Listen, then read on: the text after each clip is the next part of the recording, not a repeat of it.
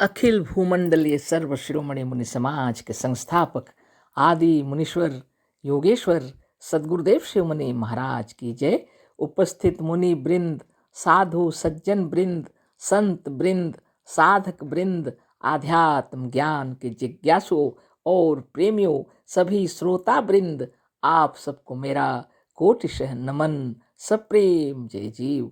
तो आध्यात्मिक चर्चा चल रही है और हम लोग सदगुरुदेव शिव मुनि महाराज रचित ग्रंथ आत्मबल, मनोबल और इच्छा शक्ति पर चर्चा कर रहे हैं। अध्याय 11 तक पूरा हो गया है ना। तो हम लोग को यह ज्ञान हुआ कि योग साधन सबसे उत्तम है ना, और उसमें अष्टांग योग का पालन हो जाता है ना। तो अष्टांग योग का पालन जब हम लोग करते हैं तो हम लोग के व्यक्तित्व में निखार आ जाता है ना। हमारा आचार विचार व्यवहार सब कुछ ठीक हो जाता है, हमारा शरीर स्वस्थ हो जाता है, मन प्रफुल्लित रहता है ना। संसार क्षेत्र में भी हम आनंद से विचरण करते हैं है ना। तो यहाँ जो अध्याय है इसमें सदगुरुदेव लिखे हैं अध्याय 12 दूसरों का रोग दूर करने का उपाय है ना। तो आप विचार कीजिए, जब अपना शरीर स्वस्थ निरोग और निर्मल हो जाता है तो हम आनंद स्वरूप रहते हैं, लेकिन परिवार में अगर किसी की तबीयत खराब हो जाए या पड़ोस में तो भी हम लोग को परेशानी होती है ना। तो सदगुरुदेव कह रहे हैं दूसरों का भी रोग दूर किया जा सकता है ना। अष्टांग योग की व्याख्या किए थे गुरुदेव सचित्र योग साधन में, जीवन भर बतलाते रहे। और यम नियम आसन प्राणायाम प्रत्याहार धारणा ध्यान और समाधि अष्टांग योग के पालन से मन निर्मल हो जाता है, बुद्धि तीक्ष्ण हो जाती है, हमारा आत्मबल मनोबल ज्ञान बल योग बल बढ़ जाता है, हमारी इच्छा शक्ति दृढ़ इच्छा शक्ति से हम दूसरों का भी रोग हटा सकते हैं। लेकिन सदगुरुदेव कितने सुंदर तरीके से लिखे हैं उसको हम लोग को पढ़ना है। उन्हीं की कृपा से इतनी वाणी निकल रही है, अगर वो नहीं आए होते तो यह ज्ञान कहाँ से आता है ना।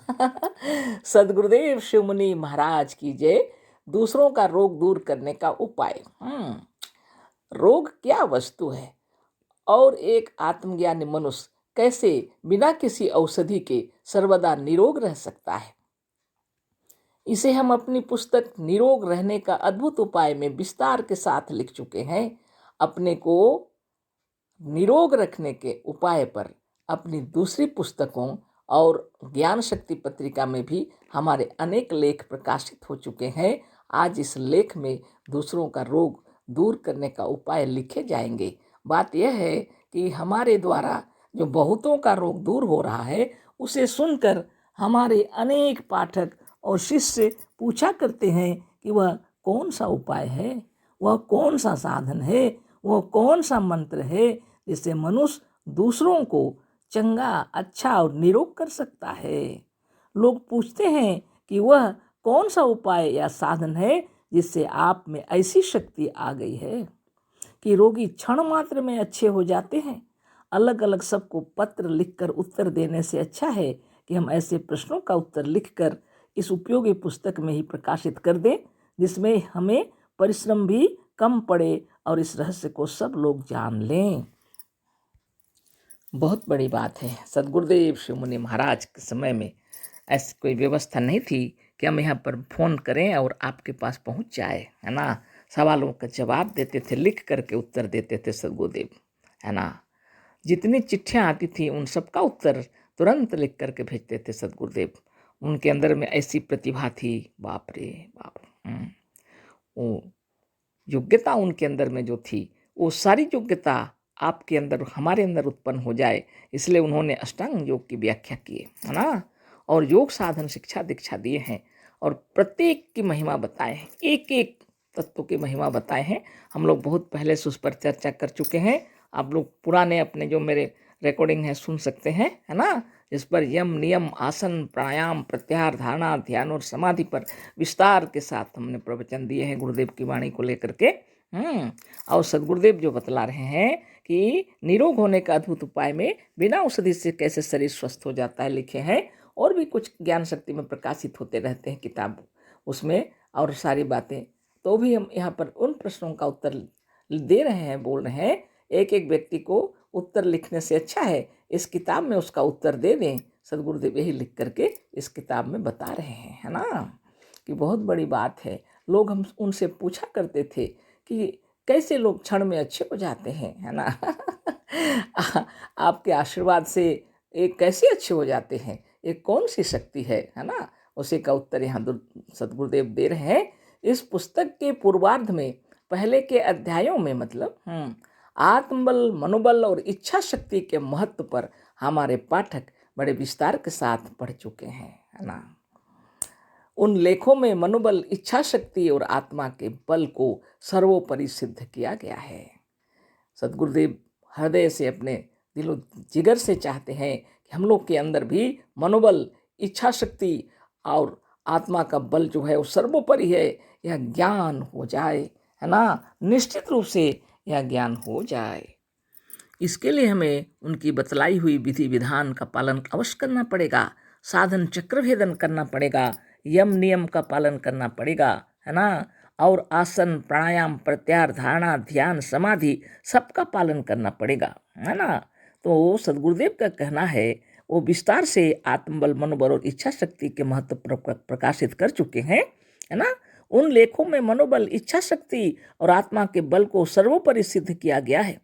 यह भी सिद्ध किया गया है कि संसार में जितने प्रकार के बल हैं सब आत्मा, इच्छा और मन के होने से हैं।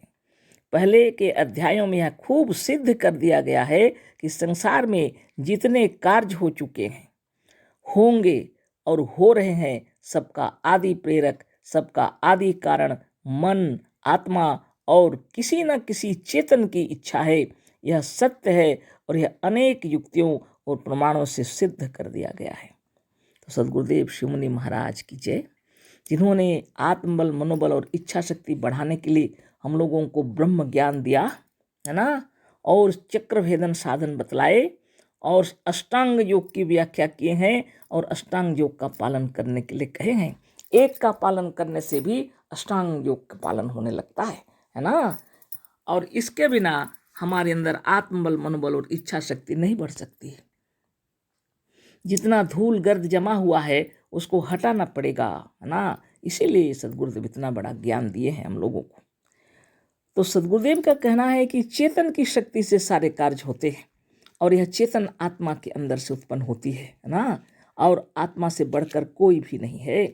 सबका आदि प्रेरक, सबका आदि कारण मन, आत्मा और किसी न किसी चेतन की इच्छा है। किसी न किसी चेतन के मतलब में आते हैं समष्टि आत्मा की चेतना, हमारी आत्मा और जितनी आत्माएं हैं सबकी चेतन शक्ति, है ना। यह सत्य है और यह अनेक युक्तियों और प्रमाणों से सिद्ध कर दिया गया है। सदगुरुदेव इसे सिद्ध कर चुके हैं और हम लोग भी हृदयंगम कर लिए हैं। इसीलिए तो मुनि समाज में दीक्षा लेके योग साधन शिक्षा दीक्षा प्राप्त करके और उसी को जीवन में उतार चुके हैं हम लोग और करते हैं नित्य और नियमित, है ना। बिना किसी चेतन की इच्छा, मन और प्रेरणा के जड़ पदार्थ, है ना, बिना किसी चेतन की इच्छा, मन और प्रेरणा के जड़ पदार्थ 1 इंच भी नहीं हिल सकते। सदगुरुदेव का कहना है, आत्मा की इच्छा के बगैर, बिना किसी चेतन की इच्छा के बगैर जड़ पदार्थ कोई 1 इंच भी नहीं हिल सकता है ना। और ना बिना चेतन तत्व के संसार के किसी जड़ तत्व का अस्तित्व रहना संभव है और बिना किसी चेतन के तत्व के संसार में किसी भी जड़ तत्व का अस्तित्व रहना संभव है नहीं है, गुरुदेव बोल रहे हैं ना। तो बहुत बड़ी बात है। एक एक आत्मा की महिमा अपार है, अपरंपार है। जितनी चेतना इस जगत में दिखलाई पड़ रही है सभी ब्रह्म है और समष्टि आत्मा की शक्ति से सारा विश्व ब्रह्मांड सकल सृष्टि दिखलाई पड़ रहा है, दृष्टिगोचर हो रहा है। सोचिए, है ना। अगर सदगुरुदेव आए नहीं होते तो हम यह कभी नहीं जान सकते, है ना। अतः यदि सारा कार्य आत्मबल द्वारा होता है तो ये रोग, दोष और दुख भी आत्मबल द्वारा ही दूर किए जा सकते हैं। तो सदगुरुदेव बतला रहे हैं कि जितनी चीजें सब इसी से उत्पन्न हुई हैं, यदि तो सारा कार्य इसी से हो रहा है यदि, तो क्या होगा। अतः यदि सारा कार्य आत्मबल द्वारा होता है तो ये रोग, दोष और दुख भी आत्मबल द्वारा ही दूर किए जा सकते हैं। यदि रोग, दोष, दुख, तकलीफ जितना भी है इसे भी आत्मबल से ही दूर किया जा सकता है। उत्पन्न भी उन्हीं ने किया है, हटाएंगे वही खुद। कौन स्वयं अपनी आत्मदेव, है ना। दुख का अनुभव जड़ में नहीं होता।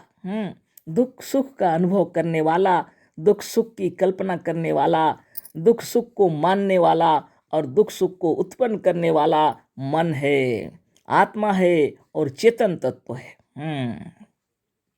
हमारे जितने मुनि वृंद और जितने आध्यात्मिक प्रेमी है ना, आप सब इस तत्व को अच्छी तरह पढ़ लीजिए, है ना। कितना सुंदर लिखे हैं गुरुदेव। दुख का अनुभव जड़ में नहीं होता। दुख सुख का अनुभव करने वाला, दुख सुख की कल्पना करने वाला, दुख सुख को मानने वाला और दुख सुख को उत्पन्न करने वाला मन है, आत्मा है और चेतन तत्व है ना। दुख रोग और पीड़ा को दूर करने वाला भी यदि कोई हो सकता है तो वह मन है, आत्मा है और इच्छा शक्ति है। तो कितने लोग तो यही सोचते हैं कि दुख सुख का अनुभव नहीं होता है आत्मा को, इस शरीर में हो। अब शरीर तो जड़ से उत्पन्न हुआ है, आप ही बताइए। सदगुरुदेव कह रहे हैं दुख सुख का अनुभव जड़ को नहीं होता, चेतन को होता है। चेतन आत्मा के अंदर में दुख सुख रोग पीड़ा दुख तकलीफ सबका अनुभव और कल्पना और मन सब कार्य करने वाली शक्ति आत्मा के अंदर उत्पन्न होती है। तो आगे फिर इस पर गहन चर्चा होगी, अभी तो समय पूरा हो गया है ना। अशेष धन्यवाद, कोटि से नमन। सदगुरुदेव शिवमुनि महाराज की जय। सब प्रेम, जय जीव।